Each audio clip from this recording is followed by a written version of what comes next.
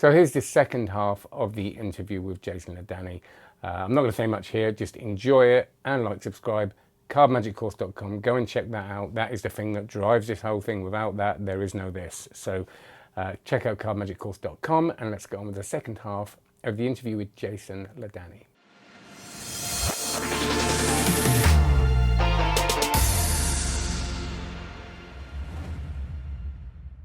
I'm fascinated because I never had any kind of well, actually I did have mentorship, but in a different way. I think when I was a street performer, I had someone that taught me magic and inspired me.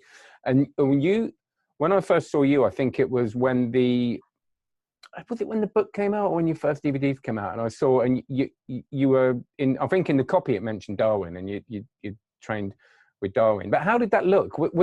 Did he teach you, or was he a friend, or was he someone No, you he's went to? a real mentor. I had to pay for lessons like anybody else.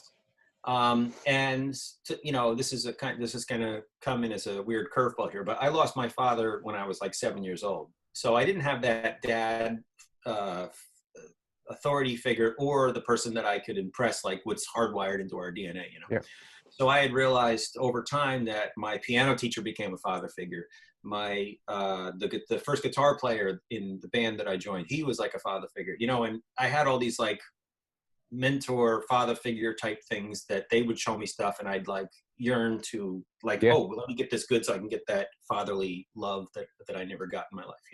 I didn't think that as a kid. That's just that's what ended up happening. That was not a conscious thing. That's me analyzing it 15, 20 years later. So when I met Darwin, I had a similar situation where he would teach me stuff and say, this is going to take like 3 years to learn, and I remember thinking, well, I'll show him.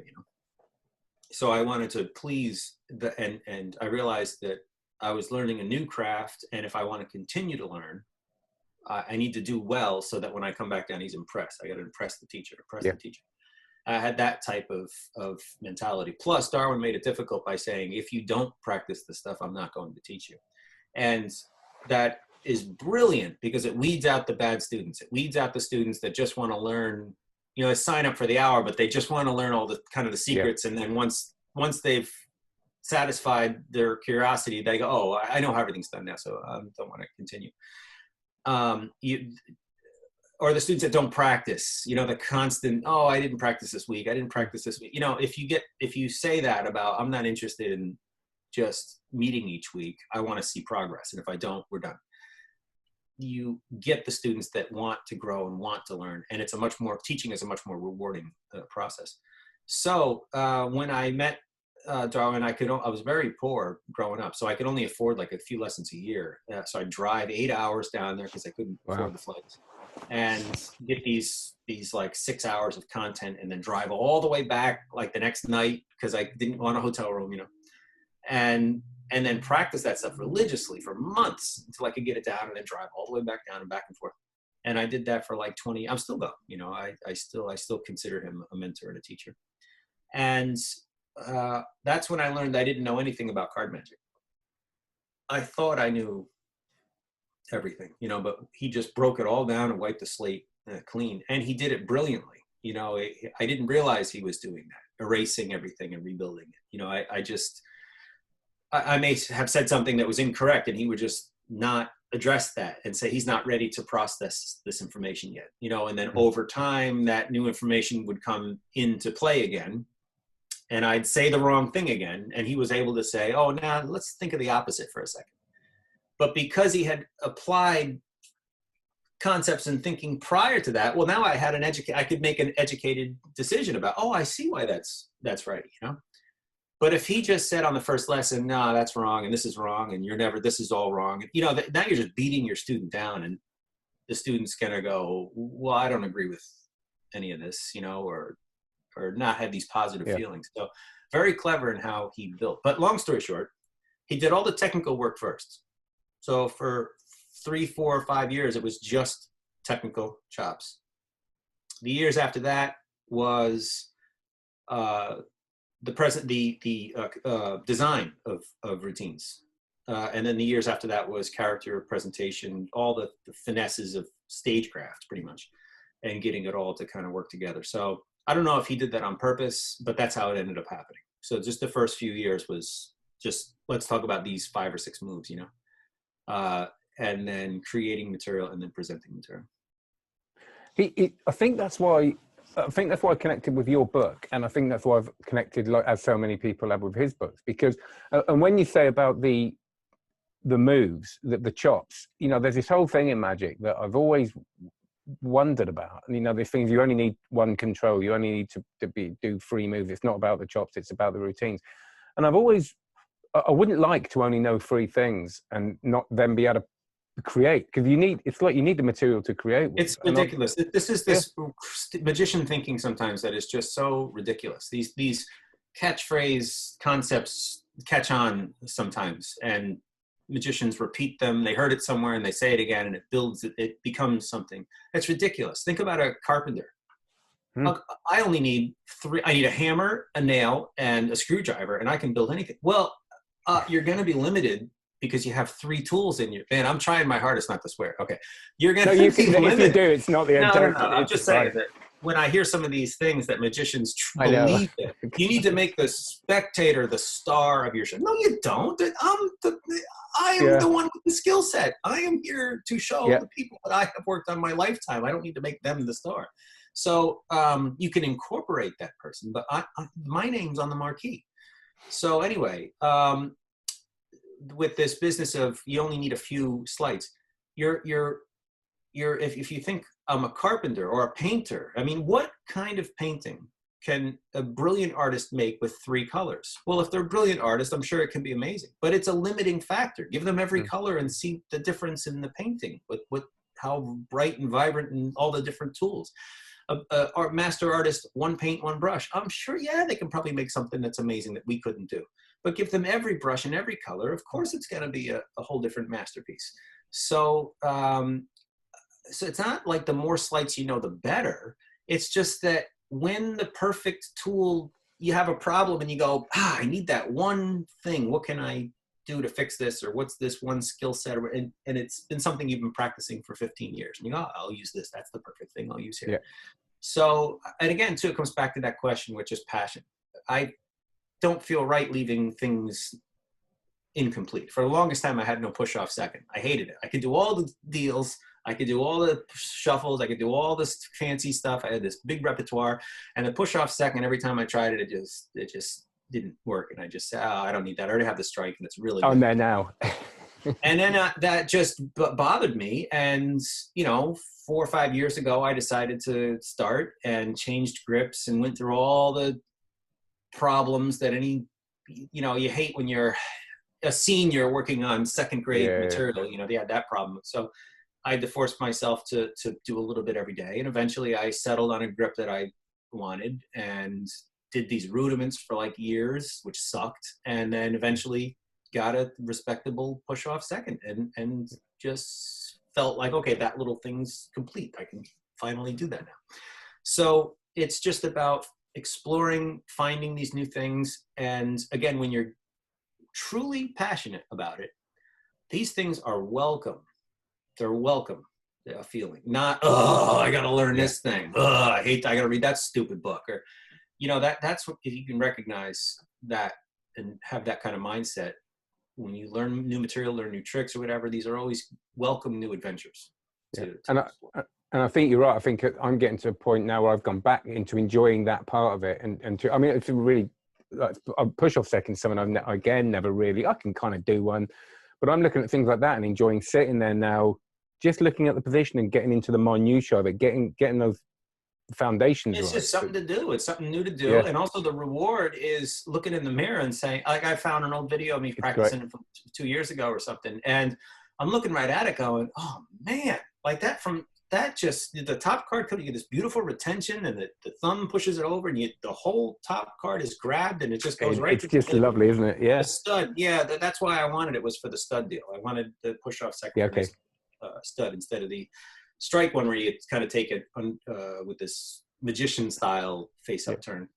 And I was watching this video going, that retention is, now I know why I saved this video. That is just remarkable. And that's the reward. That's, now you've got that beautiful chop. And the difference, just to get technical for 2 seconds, my push off is burnable. Like he can do it slow in front of a spectator, and they're looking right at it and they accept that that's a top card. Your strike, even though he's a small brief, I don't think that they can burn that top card as well as they can with the strike. So that's why I did it. I wanted something that was burnable. I could do slow. There's a guilty pleasure in doing this. One of the routines I have, I just put on YouTube a couple months ago, Royal Open. And I am using the strike second there, but I do say to the spectator, make sure all the cards come off the top. And I'm doing like, there's like 28 second deal. I'm not even exaggerating. I second deal like half the deck in that routine. And you're turning right to the person and saying, you can confirm for the rest of the audience, these are all coming off the top. And the guy's going, yeah.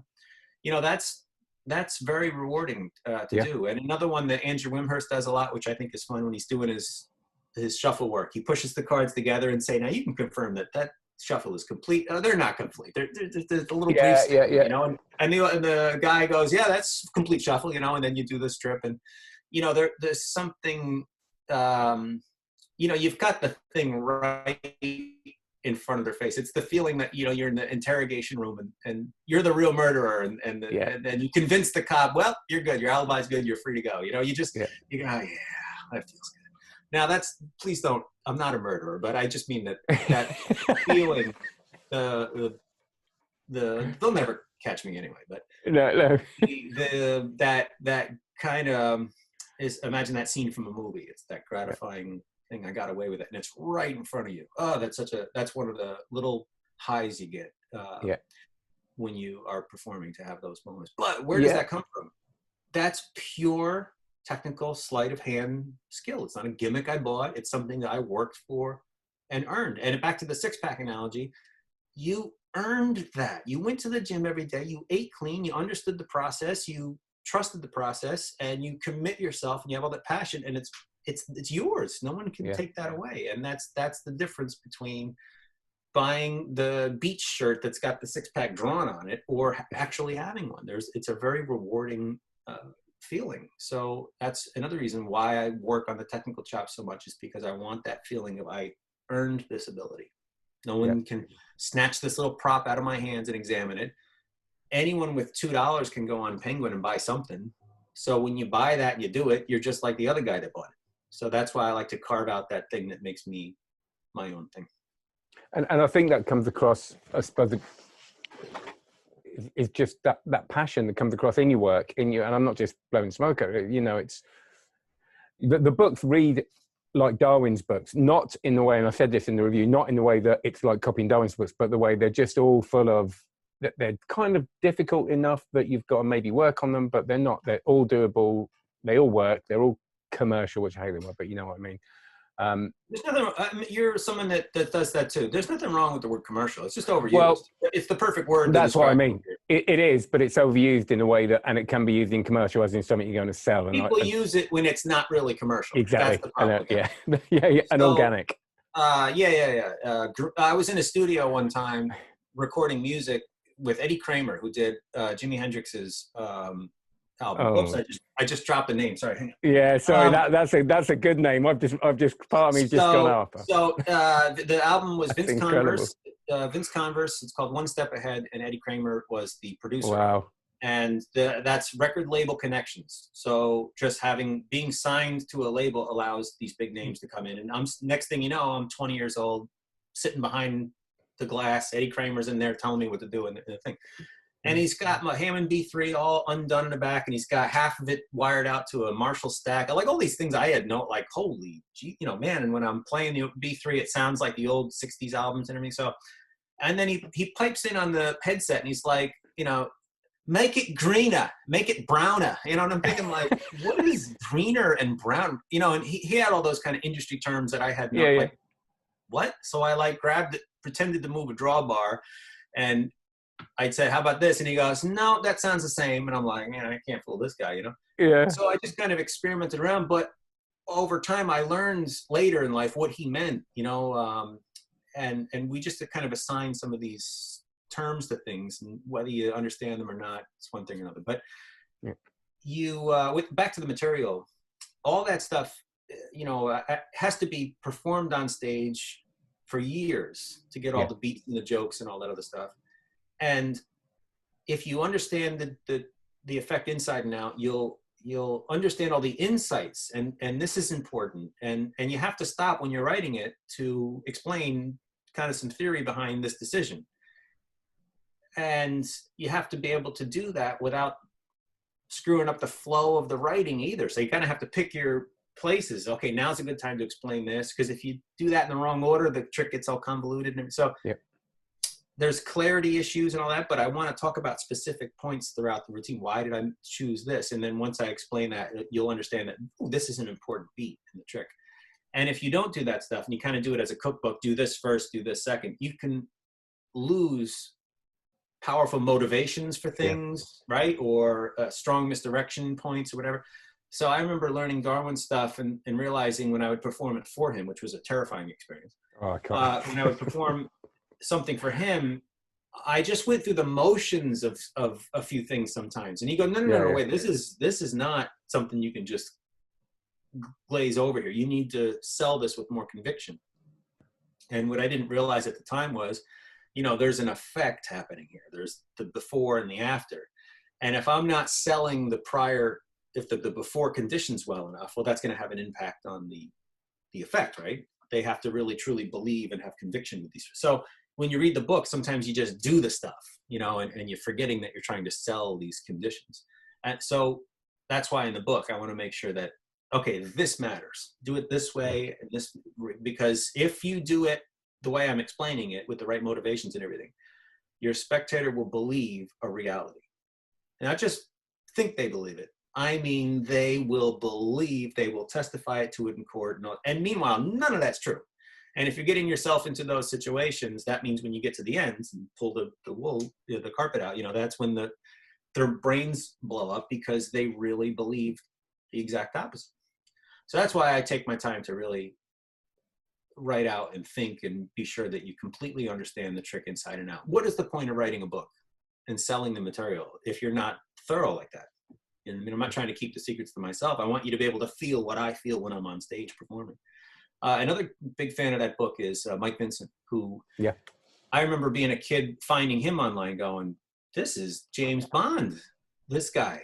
He's smooth and slick, and he's got the way he talks, and he doesn't sound like other magicians. He really is was engaging on stage, and where you can't help but to kind of listen, like he gets your attention right away, and you're stuck. And I still do look up to him, but I remember listening to him talk on, I'll never be that smooth, But anyway, he got his hands on this book and started performing all the material from it. And what an amazing thing to lovely. It's kind of like the circle of life. I used to go perform Darwin's material for Darwin. And then there was a time when Darwin was doing my stuff for me. I remember he did a couple of routines as I was working on them. He had done them in his show, and then we would talk theory afterwards. And I remember thinking, what an amazing thing this is right now. But to have Mike working on the routines and adding his element in there, it's really nice to see, not just your own material done back to you, but someone who's a solid performer that understands character and presence, put their own spin on something and kind of repurpose the material and do it back to you. When I saw him do Lucky Charms, I was just like blown away. He really captured the essence of the routine and upped it. And it felt great to see, like, oh, wow, this is amazing. It's not like, oh, yours is better or what. It's just his version of it. And it's just great. And then to see it live on stage with a full audience and everything. And I was just grinning ear to ear, knowing that I know that spectator up there believes something that is not true. And they're holding on to it.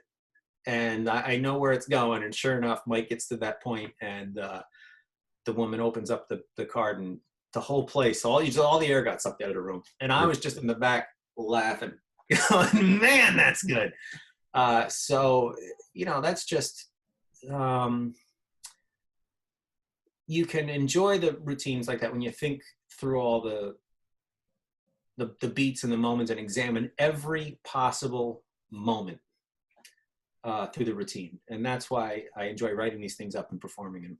Instead of just saying, oh, here's kind of a cool thing, like do this, have any selection, any card control you want, and then basically get it to this neck of the woods. And then you can do either this or this or this, and you get some cool magic trick with no premise, with no whatever, that's thin.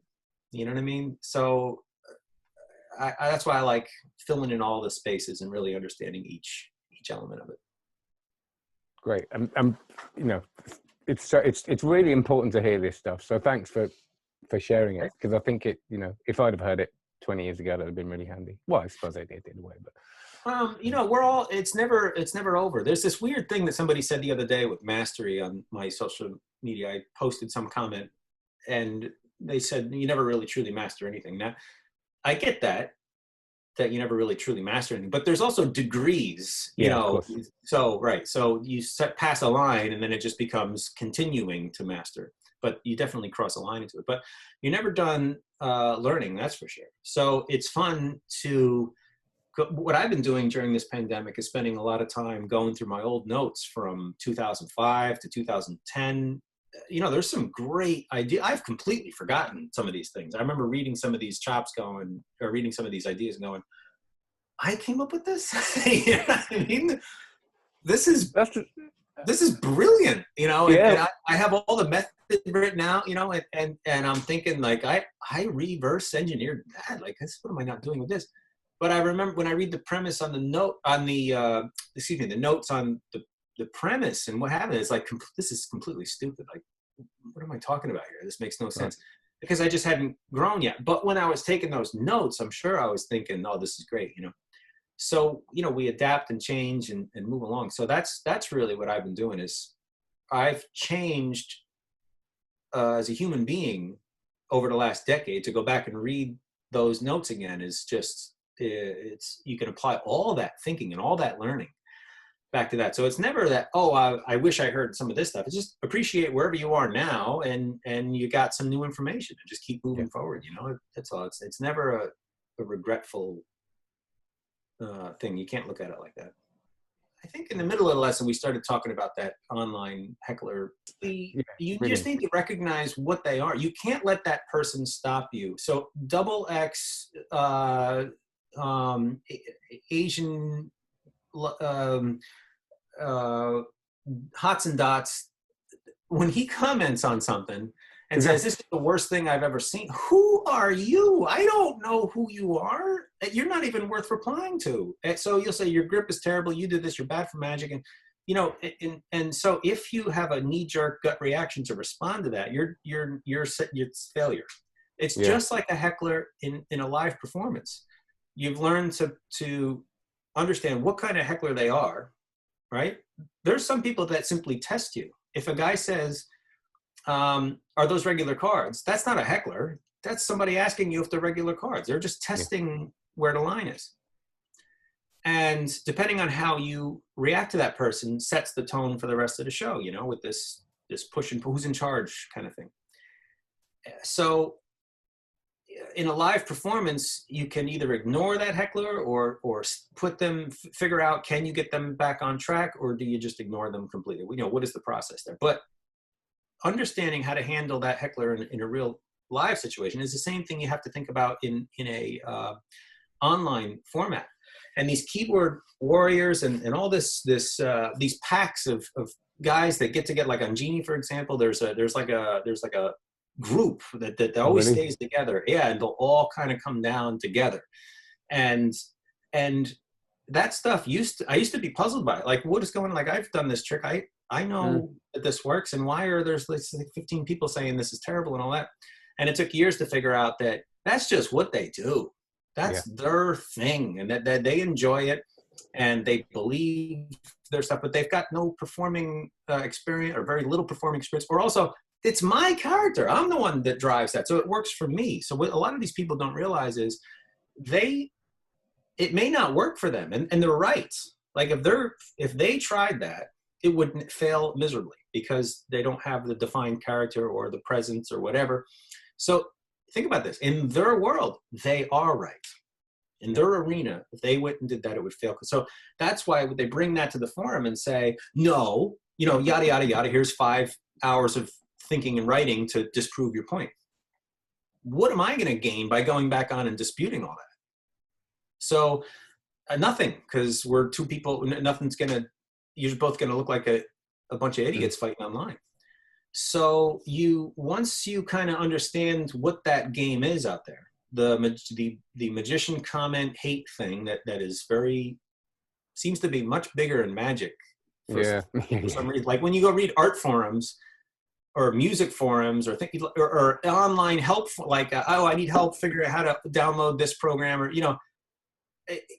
it's like you get helpful comments. Here's a post. Here's something I like. Try this, or But these magic forums, for some reason, and the online hate seems to be much, much stronger. So it's like a group of the most petty people. And I think because 95% of magicians are like hobbyists. And there's very few kind of working professionals out there doing the real thing. So when it comes, if you're a performer that's starting out and getting a lot of that stuff, you have to just see it for what it is and ignore it. And when I get those comments, I actually love them. I read them and I laugh and I just giggle, like, this poor guy does not get anything. And the hate. Now, there's one particular person that I don't think I've called out. I'm not going to say the name, but I have received like so many comments from this one person. And it just tickles me to think that there's this one little kid, like who's 12 years old or something, that lives in Utah that hates me enough to wake up put time into it. To wake up one day, like this kid, I just see him waking up one day and throwing his comforter off, going, and I haven't posted anything in like months, and I'll get an email, like my private email, like my not through the site or anything, just like and it's like the guy just said, I want you to know that you are complete trash. You don't deserve the career that you have. You are steering people in the wrong direction, and I hope that that you give this up and get some other hobby, something you'd actually be good at. You know that you are trash, and send. I mean, what happened to you? You have so much hate, and the best thing is that kid. Is that the next Steve Forty that I'm talking to? No. That kid is probably going to be working at a gas station or something, and not even into magic or something. It's just like a little passing hobby or something. So when you can see it for that, it's just so funny. It's just so funny, and you'll get some sort of comment on the routine, like, "Oh, this doesn't make sense because of this. The premise is bad here because of these," and you're realizing, no. At the very beginning of the trick, I said, I'm going to show you an exercise. So it's an exercise. It's not, we're not playing poker. Like, you didn't even listen to the trick. So no, but I don't reply to these because that just frustrates them more. And also it's just wasting your time. You're not going to win. This guy it's a huge drain of time and energy, isn't it? Yeah. So if you see it for that, every time I get one of those comments, I share it with a couple of friends and we just giggle. And it is really, really, really funny to read how often, like, why does this? I take pieces of paper and I rearrange them, and you hate me? You're like, what is wrong with you, poor sad person? And you probably hate the fast car I've got, and you probably hate the beautiful girlfriend I've got. You probably hate that I make a living doing this, and you probably hate that I have these beautiful high cheekbones and the chiseled jaw. Like, you just hate me, and you poor person. And if you have that mindset and approach, this all becomes very humorous. Now, if you're not there yet, and you react to this stuff, and you go, "Well, no, I am good. I did it for this reason." That's just, what are you doing? You're not going to win an argument. You're not going to prove that person wrong. And they're very persistent too. So you have to see through that, and they'll constantly try to jab, getting some sort of reaction out of it. But at the end of the day, they do it to feel, but they put somebody down, and that makes them feel better. And that cycle for them is all they need. Well, it inevitably makes them feel better for that long, but then they don't feel better, and they try and it's just a big cycle, and that's their thing. Since they're not out there performing or doing whatever, they classify themselves of master. I'm a master at this because I can recognize stuff. Right? This is the big one. They can never do the move. So someone says your bottom deal sucks because you're flashing. I mean, I'm looking right. I know my bottom deal. I know that it doesn't flash. I'm looking right at it. In the video I post, there's no flash, you know, and they see that they see things that aren't there, or they'll see like something they say that you're that's doing not good. something. Yeah. Yeah. And they can't do it at all. So what right do they have to say anything? Because they're not in that arena. They can't do it. But they'll say, I can recognize a good one. They don't say those words, but that's what they're implying. I can recognize this is a good one. So let's say you're signing up for professional golf lessons, right? And Tiger Woods is offering you lessons over here. And then you got this other guy that's never played golf in his life, but he can recognize a good swing. Well, who's going to give you better lessons? The guy that can recognize a good swing or a bad one because he's watched a lot of TV, or Tiger Woods, who's done it all of his life and has won multiple championships and is considered one of the best golfers in the world. Well, so why are you wasting your time talking to this guy that can recognize something? Like, good for you. So like I said, once you get out of the knee-jerk reaction to these people or wondering why they're bothering you or whatever, and you see it for what it is, it actually becomes quite entertaining. So that's not, and also it's kind of, in the last 2 years, I've noticed a lot less comments, by the way, for some reason. Yeah, well, I think that I have as well with my stuff. With this channel, I think it happens. Then if you don't give people the fuel, they kind of just go. That's what I mean. The dog likes to play with the animal that's fighting back, you know, and if it doesn't fight back, it loses its interest. So I think that's been a big part of it. But there was, you know, there's just a handful of superstars I used to get all the time that would comment in, and it was just so funny. And I kind of miss sometimes, like I'll post something thinking, oh, they're going to go for this. Like I posted just an easy to do trick the other day. Like this is for beginners. And I assumed that I was going to get a bunch of comments that were like, I figured this out right away. You're stupid, you know?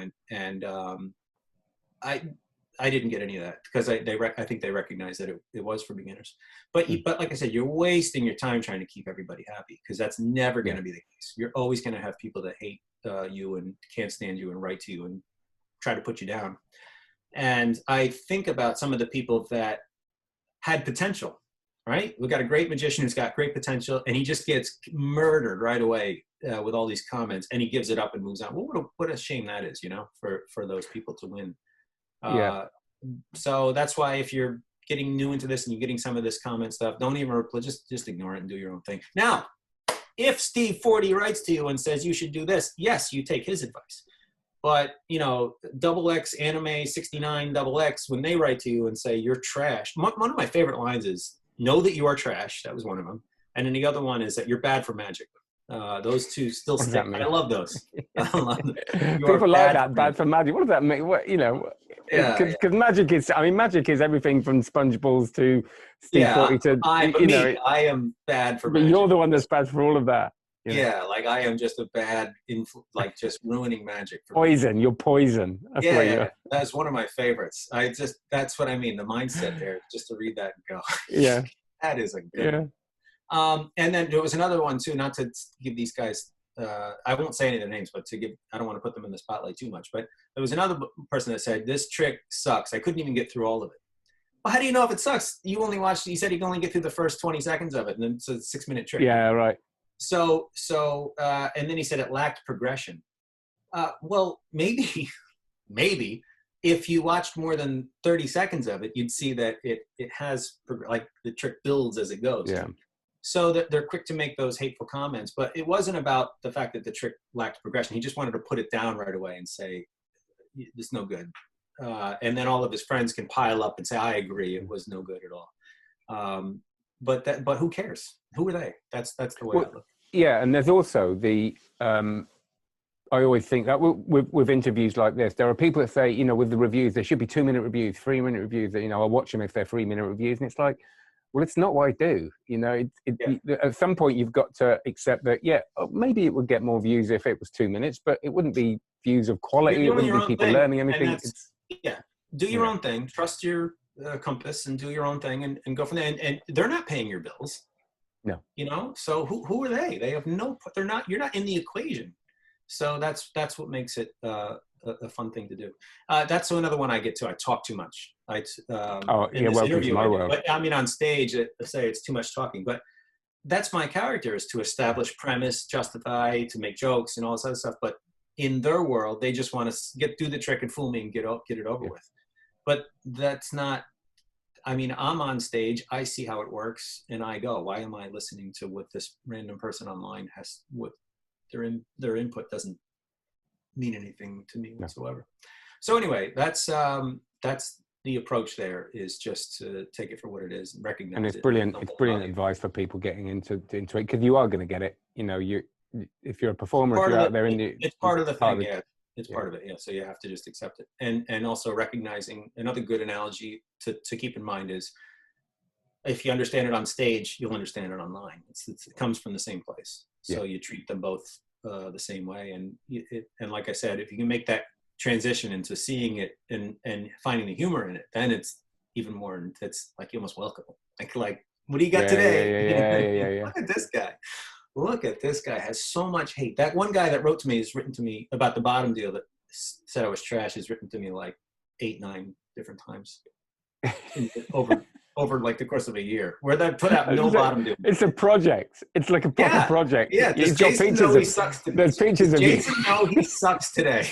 Like, I could just see him eating cereal, like by himself in his kitchen, and all of a sudden, halfway through the cereal, just throwing a spoon into the bowl in the evening, and leaving it there, and sitting down at his laptop and saying, you know, how dare he think that he is the best in the world? Like, no.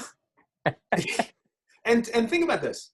His problem was that I used a catchy YouTube title, The Perfect Bottom Deal, which is just like standard YouTube 101. Like, of course. Good, like a catchy title that says you're going to get more hits on The Perfect Bottom Deal than you would on Jason Ladanye Does the Bottom Deal.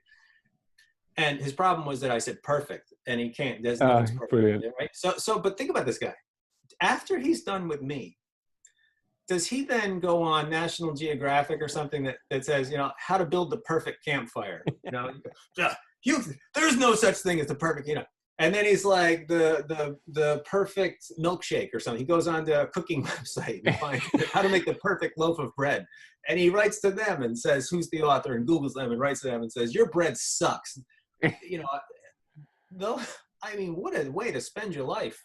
Yeah, maybe he is though. Maybe he's got the perfect bottom deal. Maybe, you know. No, that's the best part. But we'll finish with this. So I wonder who this kid is, right? So I look up his thing, and it is like 2 weeks worth of practice on the. I mean, it's. Oh, you've seen? Oh, so yeah, it wasn't completely. You found like, evidence. It's a little kid doing a bottom deal, but I think that where'd the hate come from? He's like a mad 12-year-old online gamer. Yeah, okay. He has all that pent up rage that he takes his online gaming language and writes in that type of language, and he just doesn't realize it, that I'm actually a fan of his.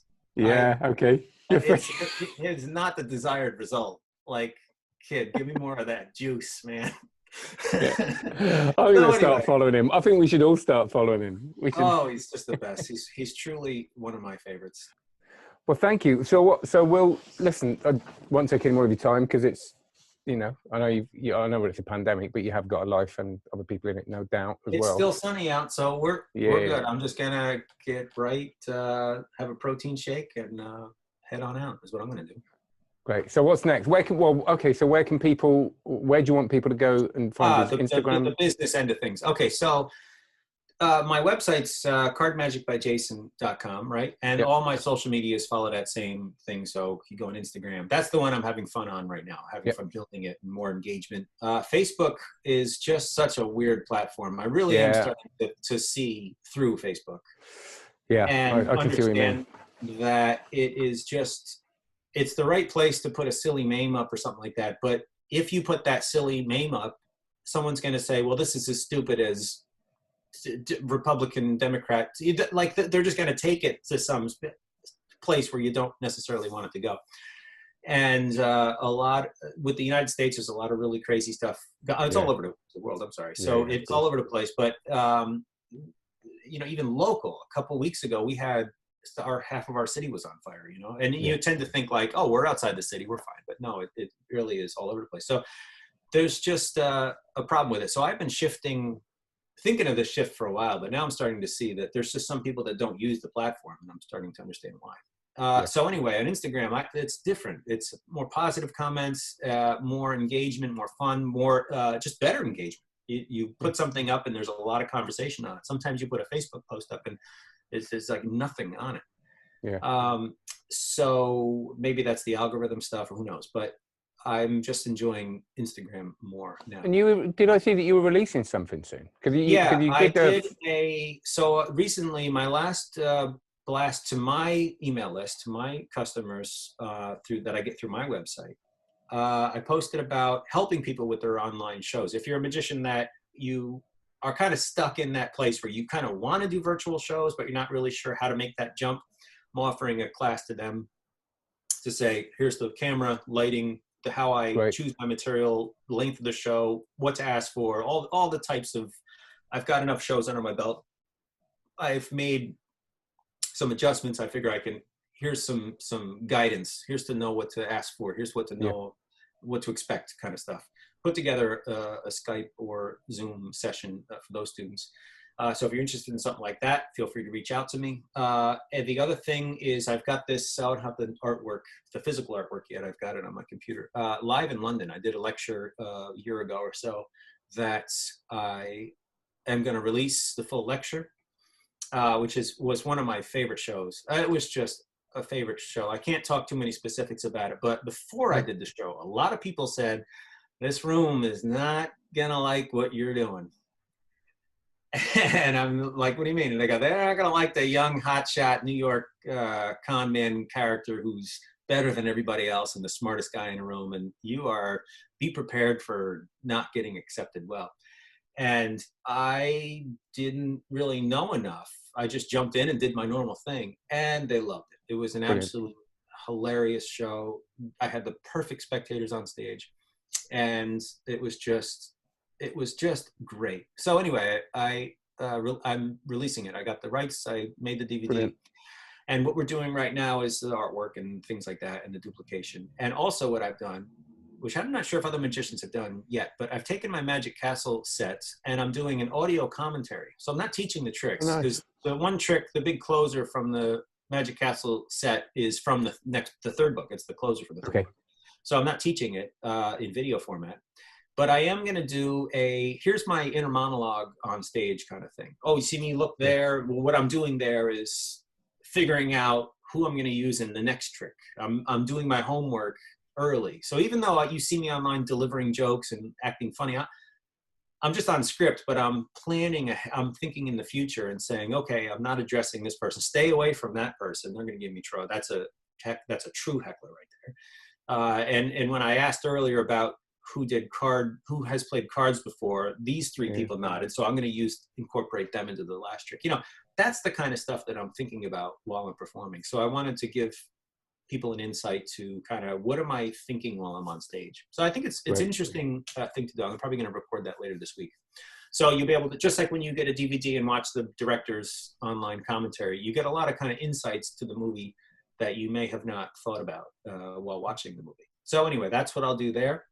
And I think that's about it. If you're watching this and you're interested in any kind of online sessions, I'm not an active, like constantly trying to teach to make a living, but if you're interested in learning about what I do lessons, and I have the same approach to Darwin. If we have sessions, I'm going to expect follow-up lessons and improvement and questions and things like that. And if we don't see that, I'm not interested in just handing over secrets and stuff. I want to see improvement and growth. So if you're interested in anything along those lines, just reach out to me through my website and we're good to go. I'm sure I'm forgetting a few things, but. Well, if you get in touch, all the links will be below. I'll throw some links in the comments, but really that's about it. The DVD that should be coming out soon, that's the biggest thing. The virtual lesson type stuff that I've been doing lately, and just continuous chipping away at books and things like that and staying busy. That's what it's all about. Great. But Jason, thanks very much. I'll get all the links below and have a great one. Stay safe. Right, thank you so much for talking to me. All right, man. Take care. I'll talk to you later. So thanks again to Jason. Before we go, Confident Deceptions, I think that's out of print at the moment, but you can get on Amazon and eBay and stuff like that. If you're lucky, and Game Changer are the two books. They are absolutely fantastic. And I'm not, obviously, clearly not just saying that. To be honest, I wouldn't have interviewed him if they weren't. or if I didn't love his material. So remember, like, subscribe, Card Magic course, share, all that good stuff. Let's keep the channel going. Thank you so much for your support. Thank you so much to Jason for spending a lot of his very precious time talking to us and being very candid. It is very, very much appreciated. And show your appreciation in the comments. Obviously, all the stuff will be below. There'll be links to performances that he was talking about. So make sure you check that out. Get some inspiration. And let's keep going through this very challenging time. Have a great one, everybody. Take care.